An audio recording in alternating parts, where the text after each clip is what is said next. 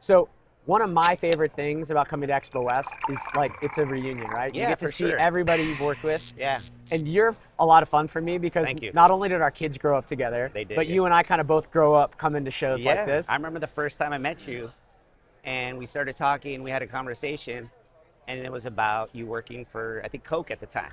No, I was here. I've been here 17 years. No, oh, but when we met at the principal's, like, remember the apartment there? Yeah. In that ostrich farm area in Yeah, South Pass? right near his bed. Yeah, well, you were not working for Coke, or maybe you were on the No, board no, then? no. Okay. So, yeah, no. So I started Libations in 2009. For my daughter to have started school, I had to have been Yeah, here that's already. right. Yeah, 'Cause she yeah, was yeah. born in '07. That's right. But Yeah, I had Coke in 06. my past. And Okay, like that. yeah, that's But yeah, right, I remember yeah. we met at Matt's house and we bonded over both being in like the shitty, weird industry Yeah. with jobs no one understands. Like, because I go to all these meetings or family things, Sure. and I'm like, I'm in the beverage business. You're like, Yeah. explain that. Yeah. And I imagine when you say you're in packaging, That's you exactly get the like, same oh, you thing saw now. cartons? You saw cardboard? No. It's a little bit different. Sure. Like, they don't get it. They don't understand. So, yes, I get it. So do me a favor, please introduce yourself because I know you so well, but Sure. give your background. So, my name is Roland Guzman. I work for a company called Berlin Packaging.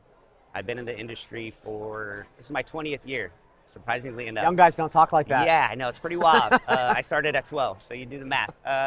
But yeah, so I've been in the packaging industry for 20 years. And so we work with brands, large, small, medium, you name it, anything in between. And, we really try to provide a service, not a product. We try to give companies and brands the ability to grow and scale as we scale with them. So yeah, that's kind of like a small, high level what we do. And your business is super unique. So a lot of our listeners or viewers are sort of emerging brand entrepreneurs. They're thinking about getting into a product. They're trying to maximize their value chain. Yeah. And one of the interesting things about Berlin is you guys are really, it's what I want to use. You guys give entrepreneurs the flexibility for like lower minimum orders and Right, sort of less right. commitment. You guys often have better terms. You sort of sit in this space where you're sourcing a lot of packaging that you may not even make. Right. So a lot of the stuff we don't manufacture. We manufacture with partners, on a global scale. But to your point, yeah, we work with a lot of small brands that are emerging. We meet them here at places like this. And, in 2 years, they could be, a multi-billion-dollar company. So yeah, we do try to provide a level of like infancy growth and give them the opportunity to like, hey, what do you need to do for you to scale and to make your business profitable? Because at the end, like, if you're profitable, we're profitable. Right? Yeah. Well, what I always tell entrepreneurs too is when you're first starting off, you're learning about your product, you're learning what consumers like. You don't want to have a ton of materials on hand because it limits your ability to make a small change. Right. Like if you order packaging for a year and you decide you want to take an ingredient out or add an ingredient, Yeah, that is obsolete packaging now. You're basically SOL.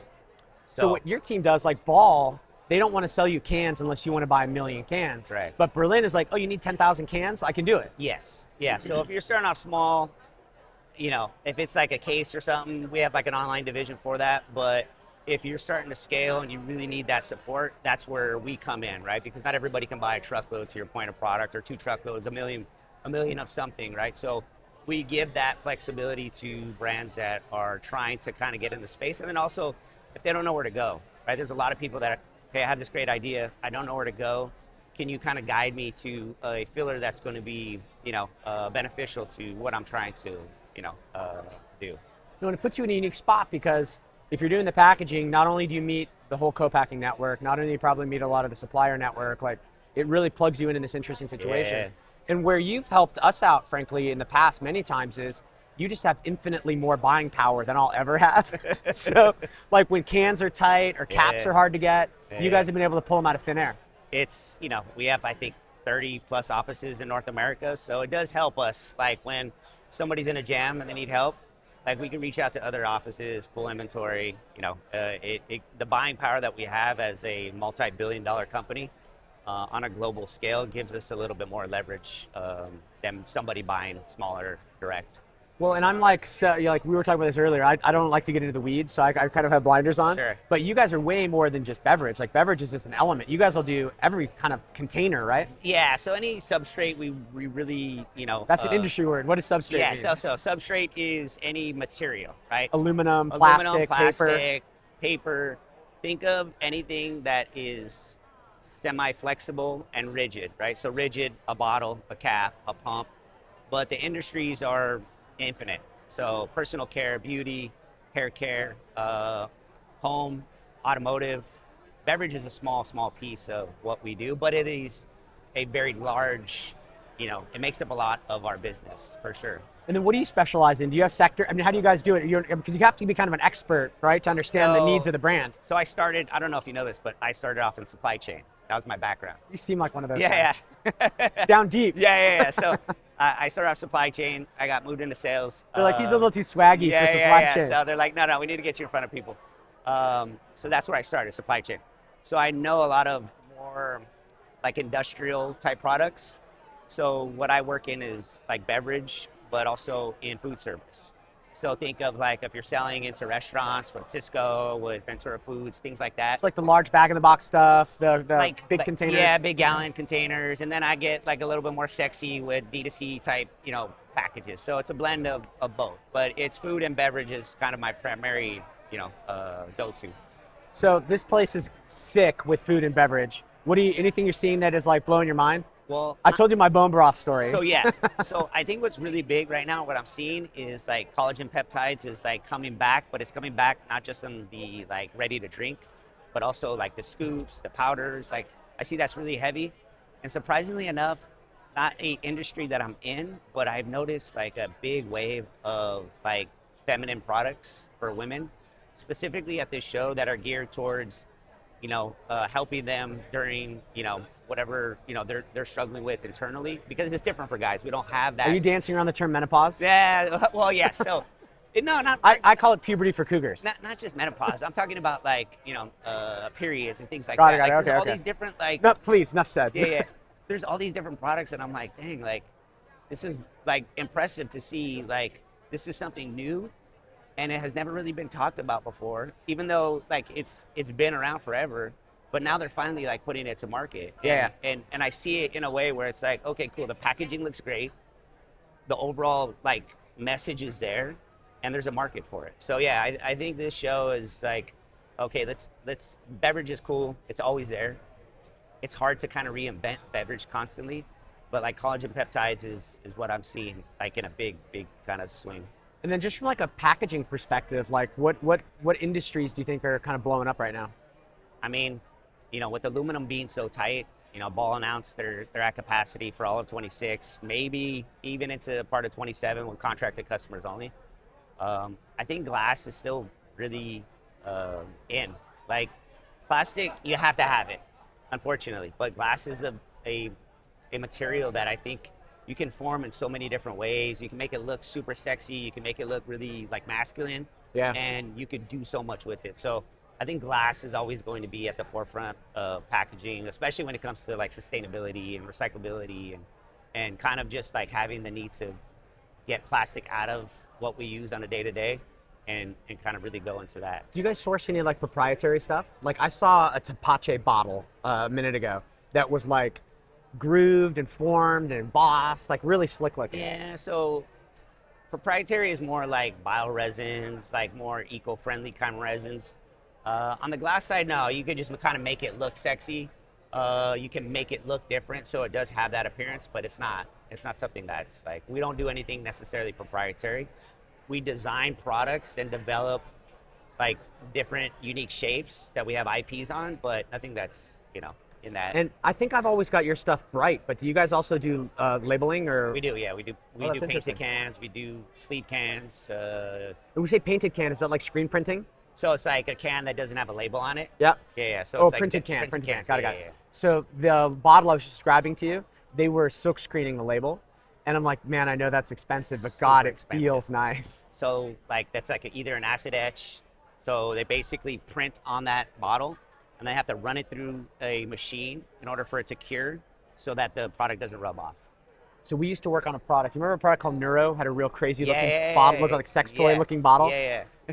Originally, they were silk screening those. And I don't know how they did it with those crazy shapes. Yeah, but the grooves inside there, yeah. Yeah, their attitude was like, money's no object. We're going to build and scale. And who cares if we lose money on all these? This is like, look how great it is. Yeah. And then they went to a shrink label. Yeah. But the early ones were they had the dope. blue cap, right? Yeah, the overcap. Yeah. I remember working on a project with Boss back in the day. And I went to the manufacturer, this injection molder, who was making the caps for them at the time. Are they still around? Neuro? Boss? No, Neuro. Neuro, it's interesting. I don't ever see them anyplace, but Yeah. I've got a younger brother in South Carolina who is addicted to their sleep skew. He still gets it. He can still find it in South Carolina. So I think there might be pockets or individual distributors, but Yeah. I don't ever see them in LA. So let me ask It's you. a cool product. Let me ask you a question. What are you seeing since you're in this space? Yeah. What are you seeing that's kind of upcoming on the beverage side? For me, it's protein right now. Like it's protein. And we were kind of on the front edge of what everyone's calling modern soda now. So it was like soda with benefits. Right. It was prebiotics, it was postbiotics, there was fiber. And those are, I think, are interesting categories. But like I use my grandma as an example a lot. She's 99 years old. She lives in Mesa, Arizona, lives on her own. Incredible. Yeah, it's Love that. crazy. She's with it, the whole Yeah. thing. She knows that probiotics and postbiotics are good for her, Right. but she couldn't tell you how many CFUs she needs, right? It's just like it's abstract. Sure. But if I asked her, Grandma, you get your protein, she'd look at me and go, oh yeah, 1 gram per pound of body weight. So she knows that. Yeah, like that's just the easy one, right? Yeah. 1 pound per gram of body weight. Everyone knows they need protein. So we're really seeing protein sliding into all kinds of different products. Yeah. So like the bone broth drink I was telling you about, that one had 12 grams of protein just naturally from the bone broth. Yeah. One of the drinks we're really excited about in our cooler is Sky Pop, Okay. 10 grams of protein per can. And that doesn't sound like very much, but if I go from drinking 3 or 4 Diet Cokes a day to 3 or 4 modern sodas a day, Yeah. I've now got 30 or 40 grams of protein, which is meaningful because I'm trying to hit 200 grams. Sure. And you know what's funny is like talking about protein beverage cans. I noticed that the shift from water, functional water, has gone away.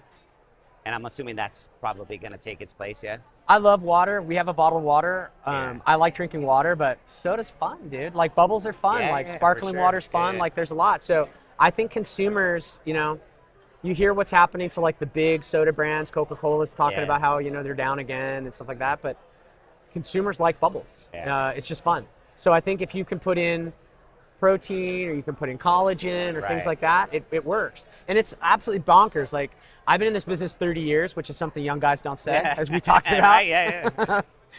And when I used to go to dinner parties and try and explain my weird esoteric role in the Sure. beverage universe, people would be like, "Oh, what's it taste like?" Yeah. And I'd come up with words like, "Oh, pineapple," or it's kind of like a cactus Sure. cooler but sweeter, stuff like that.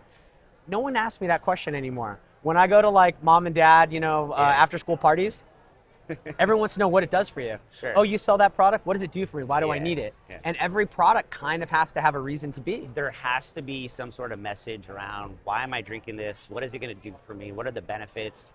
It can't just be, to your point, just like basic water anymore. It has Yeah. to be something that's going to give me better skin. It's going to make my skin tighter. It's going to make my gut better. Like there has to be something for sure that I think is calling to whatever group.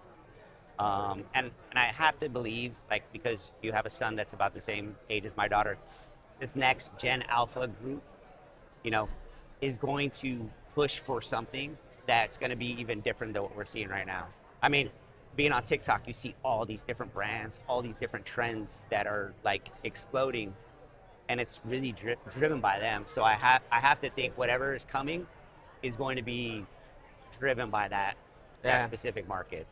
Well, what's interesting is like I always say that innovation's getting harder and harder because there's like not a lot of new ideas under the sun. Yeah. But one of the things I've seen, and we should have led with this, is for me, the holy grail on packaging is resealable can. Have you seen any of the resealable cans out there yet? Yeah, they're there, but the problem is the supply is just like there's No one can do it no at one- scale. It's They're doing it by hand. it's super expensive. super expensive. And when you're running But a it's million sexy as cans, fuck. like no one wants to pay that kind of money. It's Yeah. like saying, hey, I want my bottle to be biodegradable. Yeah, that's great. But do you want to pay the 100% markup, the 75% markup to Yeah, have that? but on a million cans, because the can doesn't change, it's the end, It's right? the end, yeah. So what's the end? Another penny? No, 5 pennies? maybe more. No, it's actually more.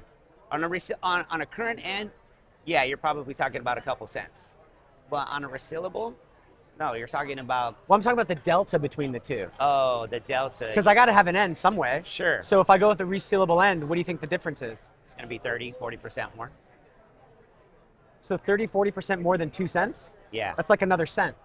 Yeah, but no one wants to pay another penny when No, you're I talking get it. about millions on the No, scale. but on a million ends, Yeah. a penny is what, 10 grand? Right. I like it. I like it. I mean, like listen, you're talking like a businessman. Some brands don't want to pay it. Yeah, but I think it'll sell product. Sure. Because why are you going to take it off the shelf? If I've got a can of water and you got a can of water and mine seals, Yeah. that's pretty dope. But look at the market, right? In craft beer, it went from 16 ounce, now it's going to 12, and that's like the push. On beverage, it was 16 ounce juice, and then they pushed it to 12, and then 10, because no one wants to drink 16 ounces of anything. Well, no one wants to drink craft beer like they used to. Like Yeah. we were talking about San Diego earlier. Yeah, The number of craft breweries in San Diego County that have closed is jaw-dropping. it's crazy. And the mergers are coming together. There's just two just happened this week, like really big mergers, West Coast and I think Midwest, with breweries, because they're trying to consolidate in order to stay afloat. Yeah. And that's the only way to do it. So you got to come to Beverage Forum. Beverage Forum, you're going to see would my love to. water in a can with a resealable top. Where? April? April, end of April. All If right. you're my friend, I'd give you a ticket. But you just told me how big Berlin is. You can pay for it. We'll buy it. You can pay for it. I wouldn't take your money, but I'll take Berlin's I money. appreciate that. Thank you. Dude, thanks for sitting down, man. Hey, appreciate I really it. No, appreciate it. thank It was you. fun. Yeah, No yeah, worries. This is awesome. Thank you.